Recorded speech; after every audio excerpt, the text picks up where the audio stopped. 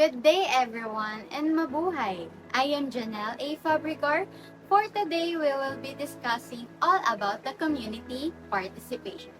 So first, let's start with the meaning of community participation.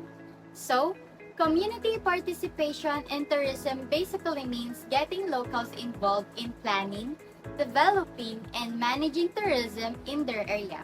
So they're not just bystanders, but they're active contributors. One big reason community participation is important is because it gives local a voice in shaping tourism. If they're part of the decision making, tourism projects can actually reflect their needs, values, and priorities. So this also makes projects more sustainable and fair, since people will support something they help build.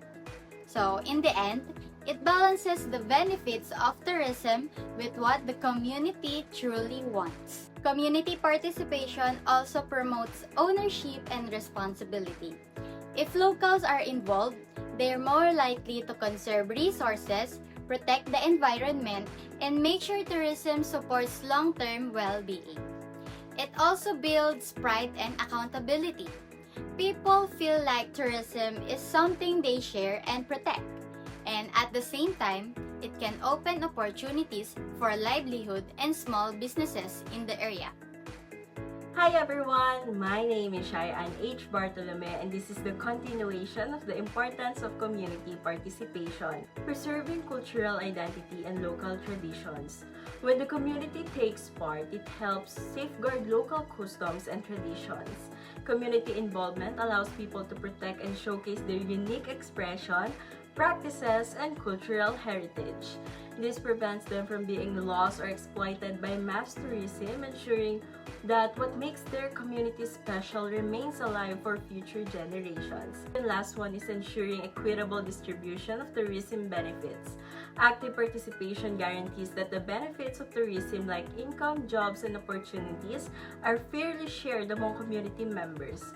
By getting involved, locals aren't just watching outsiders profit, they receive their share of opportunities, making tourism truly beneficial for everyone. Good day everyone! Mabuhay! I'm Rosan Paringit and today I will continue our discussion on community participation in sustainable tourism. Local communities are one of the most important stakeholders in tourism. They consist of the residents living in the area where tours take place. Since tourists directly visit their environments, local communities are the one most affected by tourist activities. These provide the culture, natural surrounding, and unique experience that attract visitors in the first place. Their involvement is essential because it helps reduce negative effects such as overcrowding and cultural loss. When communities actively participate in tourism, they can protect their traditions, safeguard the environments, and ensure that tourism benefits them in the sustainable way. Next is tourists. On another hand, are the main consumers of the tourist industry. They play a powerful role in the shaping how tourism develops because their reference or feedback influence the service and activities offered. For example, when tourists demand eco-friendly practices, businesses are encouraged to adopt sustainable measures like reducing plastic waste or supporting local products. Similarly, tourists who seek authentic cultural experience push communities and operators to preserve tradition rather than replace them with artificial attraction. Mabuhay! I am Kian Marie Laksina and today I'll be sharing another group of stakeholders in tourism industry. So we have the government agencies.